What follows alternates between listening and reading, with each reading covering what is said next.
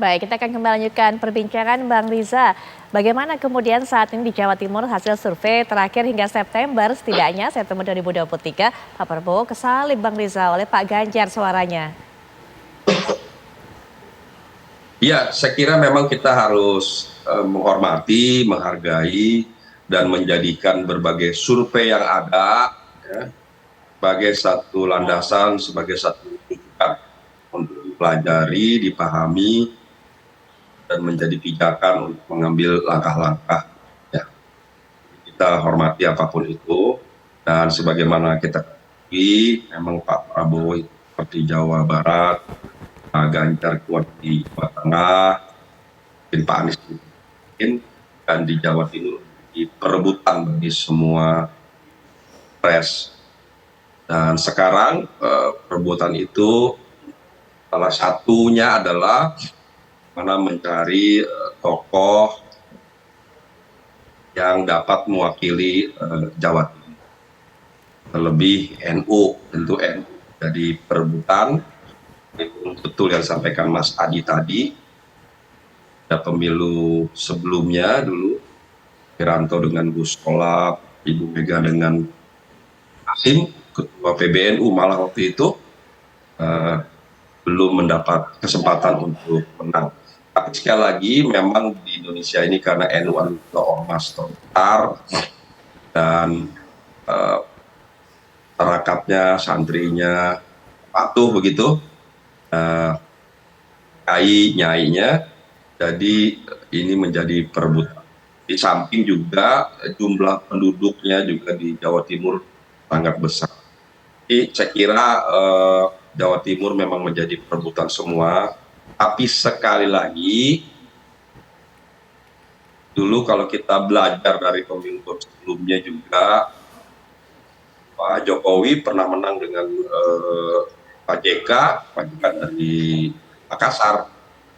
SBY pernah menang juga dengan Pak JK, dengan Pak Budiono dari Jawa Timur. Kita hormati ini dan kita tunggu nanti siapa yang terbaik menjadi cawapres bagi Bapak Prabowo, tentu berdasarkan musyawarah kesepakatan para ketua umum partai politik yang bergabung dalam koalisi Indonesia Maju. Memang belakangan nama Mbak Khofifah ya, menguat. Tadi berdasarkan survei kita lihat dengan sangat cepat ya, masuk di survei indikator di ranking 2, tapi masih di bawah Pak Erick Thohir. Kemudian juga nama lain seperti Pak Mahfud juga yang dapat mewakili NU dan juga mewakili Jawa Timur, bisa juga Mbak Yeni. Jadi setidaknya ada 3 tokoh yang bisa mewakili di Jawa Timur yang belakangan mencuat. Namun demikian bagi Pak Prabowo, kami sangat menghormati Gerindra calon-calon yang juga diusung oleh partai-partai koalisi seperti yang diusung oleh Golkar, ada Pak Erlangga, belakangan juga diusulkan ada Pak Ridwan Kamil oleh relawan dan sebagainya. PAN mengusulkan Pak Erick Thohir, belakangan ada tambah lagi Pak Pendi, Pak Muhajir, kemudian juga di luar itu juga ada nama-nama lain seperti Mas Gibran, kemudian PBB juga mengusulkan Pak Yusril dan Mas Gibran, Pak Mahfud, Mbak Khofifah, Mbak Yeni, dan nama-nama lainnya. Tentu bagi Pak Prabowo, bagi Partai Gerindra, kita menghormati siapapun yang tentu memenuhi konstitusi, syarat-syarat aturan konstitusi untuk menjadi cawapres Pak Prabowo berdasarkan musyawarah dan kesepakatan dari partai koalisi. Baik. Mudah-mudahan siapapun nanti yang duduk itu yang terbaik bagi Pak Prabowo. Dan yang terpenting lagi bagi kita harapkan pada pemilu ke depan dapat berlangsung dengan kondusif, jujur, adil, dan kita mendapatkan pasangan calon yang terbaik dan bangsa dan negara. Baik, Bang Riza, kalau melihat saat ini mencari capres yang paling NU, kami pahami memang Gerindra saat ini sedang memusyawarahkan siapa yang akan menjadi pendamping dari Pak Prabowo bersama dengan anggota partai-partai koalisi lainnya. Tapi apakah kemudian nanti untuk pasangan wapresnya untuk bisa lebih menjadi booster agar Pak Prabowo bisa mendapatkan suara sebanyaknya di antara kaum NU? Nah, calon pendampingnya ini juga merupakan wakil dari NU ataupun suara NU yang paling dipertimbangkan. Bang Riza? Ya tentu semua pasangan saja semua baca pres ingin cawapresnya memberikan kontribusi terbaiknya dalam banyak hal, termasuk dalam perolehan suara. Kalau kita lihat dari berlatar belakang NU, itu ada Mbak Hopipa, ada Pak Mahfud, ada Mbak Yeni, dan jangan lupa Pak Erick Thohir juga merupakan perwakilan daripada NU yang sangat diperhitungkan, terlebih surveinya sampai hari ini masih yang tertinggi ya.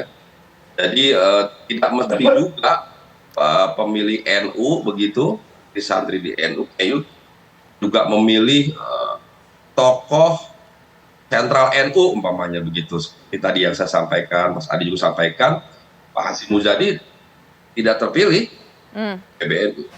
Kemudian Gus Solah kurang apa NU-nya, adiknya Gus Dur tidak terpilih begitu ya. Di mana Pak JK, Pak Budiono umpamanya mewakili presnya Pak SBY ketika itu.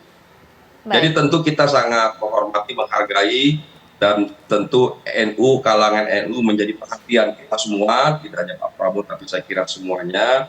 Dan ini suara yang banyak sekali jumlahnya, dan Jawa Timur menjadi perebutan battleground begitu. Tapi sekali lagi kita tunggu saja nanti siapa yang terbaik. Tentu masing-masing punya kelebihan. Tadi kalau melihat Ceruk NU, memang Jawa Timur menjadi perebutan. NU menjadi perebutan. Tapi suara kan tidak semuanya ada di Jawa Timur ya. Pak Prabowo bersyukur ya, dari 3 provinsi terbesar, Jawa Barat, Jawa Tengah, Jawa Timur, Pak Prabowo banyak di Jawa Barat, artinya menguasai Jawa Barat. Dan Jawa Barat itu jauh lebih tinggi jumlah suaranya dibandingkan Jawa Tengah dan Jawa Timur. Itu juga keuntungan bagi Pak Prabowo, bagi Partai Gerindra, bagi Koalisi Indonesia Raya. Dari 3 provinsi, Bapak Prabowo menang di Jawa Barat. Artinya, kalaupun nanti pada akhirnya kita tidak mendapatkan cawapres dari Jawa Timur, katakanlah begitu, kita bisa saja dapat pasangan capres dari daerah lain, ya.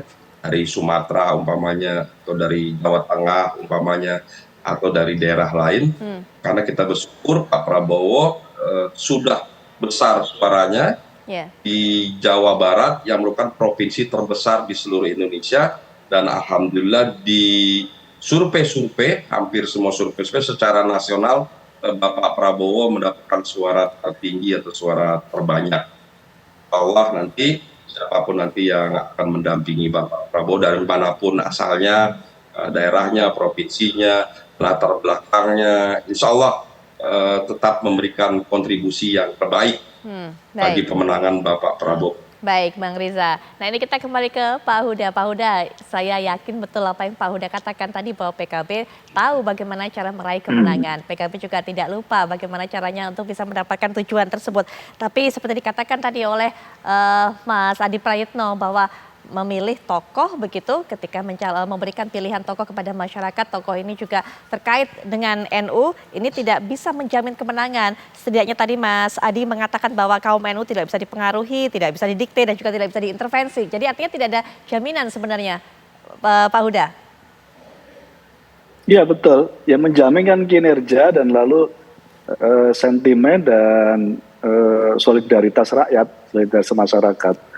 Nah pada konteks itu, itulah yang kami meyakini sisa 5 bulan ke depan ini, pasangan Amin terus bekerja keras, meyakinkan publik. Kalau melihat dari siklusnya Mbak Putri, lihat dari siklus biasanya memang rakyat memberikan evaluasi siklus kepemimpinan itu 10 tahunan. Gitu.